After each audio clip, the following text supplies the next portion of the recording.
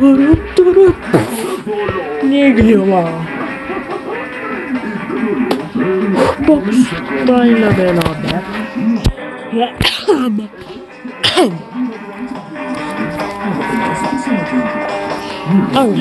Bu planım biraz farklı. Bugün çocukların oynadığı araba oyununu oynayacağız. İsmi Dreaming 2. Yükleniyor. Sunucu bağlanıyor. Abi bu şampiyon değil. Ben şampiyon değilim. Ama neyse. Misfir bana ekibi geçer. Yenler hası. Misfir bana ekibi geçer. Abone katmasın. Dislike etsin. Abi sen nasıl geçtin beni? Geçeceksin oğlum. Abi.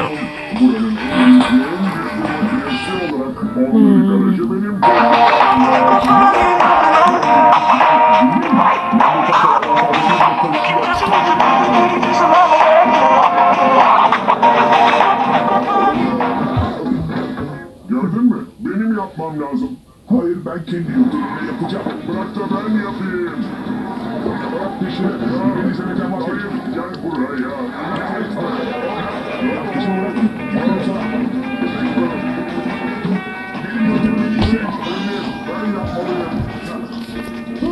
Sosa itfaiye. Yok itfaiye değil o. Neyse.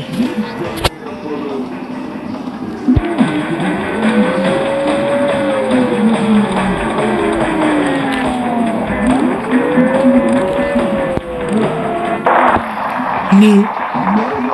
Yine çarptı bir yere çarptı abi. Bu pusta bana diyor ki bu pusta Jar chapter 9 parking indi amur bu arada bu mod arkadaşlar yani bütün arabayı hemen açacak zorunda değilim yani. Neyse. Burada drift atmak kadar kötü bir şey yok. Bu araba o kadar hızlı ki yani. Alışmamıştım aslında. Bu park ve park da bitti. Bütün mü yapayım? Neyse.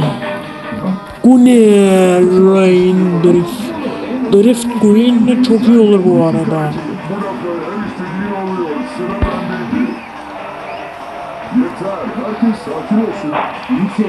Evet, bu da kötü zaten. İyi vs kötü amına. Eşek eşeğe ne der? Sütlaç. Eşek eşeğe ne der? At der. Eşek eşeğe ne der? Eşek eşeğe ne der? Eşek eşeğe araba denir. Çünkü eşekle eşek birleşirse araba olur.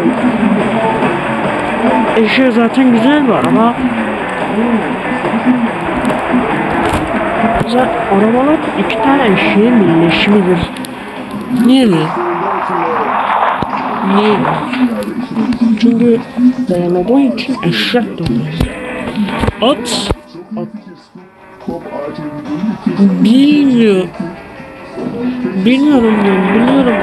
İki tane çocuk varmış, tamam mı? Sonra biliyorum kuyuya düşmüş. Hangisi kalmış? Evet, bilenler yoruma. Güzel laf sokacağım. Neyse. Doğru bu Queens. Ananı unutmuşum lan. Queens'ini unutmuşum. Ya. Altınlar arayacağım. Queen. Altınlar. Sana yardım etmeye hazırım. Teşekkür ederim ya. Ben de yardım almaya hazırım.